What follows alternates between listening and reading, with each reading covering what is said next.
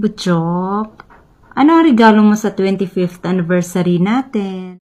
Hello, gabing gabi na. Ba't ka napatawag?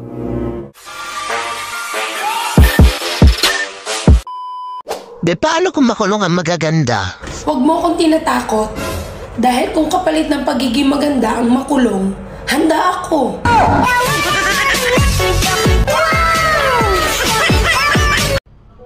Kahit anong mangyari, hindi kita bibitawan.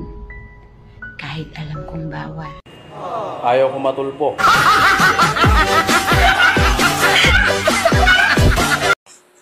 Hello, gabing gabi na. Ba't ka napatawag? Siyempre. Aba, siyempre naman. Miss na miss din kita. Malakas ka sa akin eh. Sino yung kausap mo? Huwag maingay, may kausap ako. Sino ba yan? Babae ko. Nang babae ka? Hindi ka pa ba kontento? Hindi ka pa pala sawa sa mga babae? Ba't ka nag-asawa? Pati best friend ko, niligawan mo na rin. Wala naman talaga ako magawa. Babaero na talaga ako eh. Ganito na siguro talaga ako pinanganak. Hayaan mo na, magsasawa din siguro ako. May nangyari na ba sa inyo ng best friend ko? Oo naman. Yung best friend mo ba hindi papatol sa akin? 2 bisis na nga eh. Alam mo yung bubuyog pag kumakagat. Pati puwit niya itinutusok. Ganun yung best friend mo. Para akala mo wala nang bukas. Nananabla na lang kasi yung best friend ko. Anong nananabla? Ano ibig mo sabihin?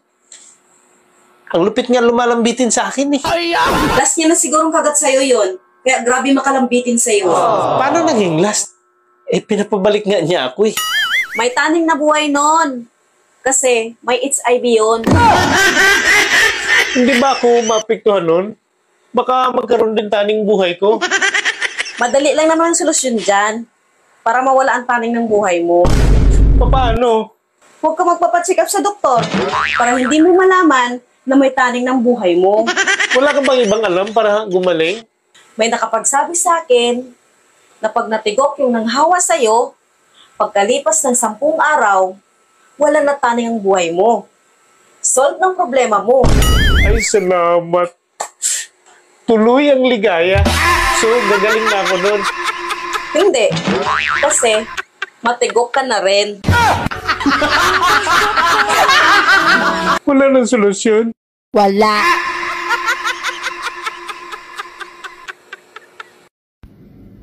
Ang pag-ibig, hindi nasusukat sa edad, kundi sa tigas.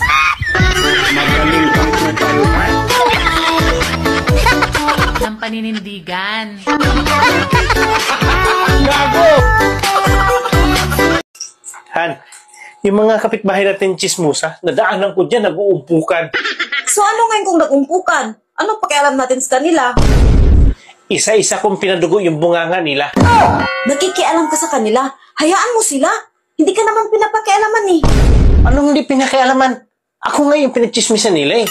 Paano daw ako nagustuhan ng babae? Ang liit daw yun sa akin, tapos supot pa. Pag once na nalaman ko kung sino yung babae na nagkalat niyang ganang chismis, itapat ko na habang nagsasalita siya, paduguin ko yung bunganga niya. Di ba, Han? Mali yung ginagawa nila. Sa palagay mo, Han, sino yung pinagmulan yung ganyan chismis? Pag once na nalaman ko, hindi ako mag-atubili na paduguin talaga yung bunganga niya. Ano nangyari sa'yo?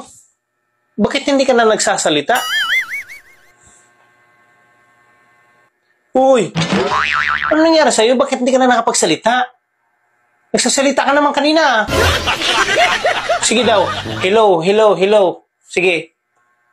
Hello, hello. Oh, nakapagsalita ka naman ah. Bakit pag about dun sa topic na kung sino yung nagkalat na supot ako at malit nyo sa akin, hindi ka makapagsalita? Baka kasi paduguin mo bunganga ko. Ikaw pala yung salamin.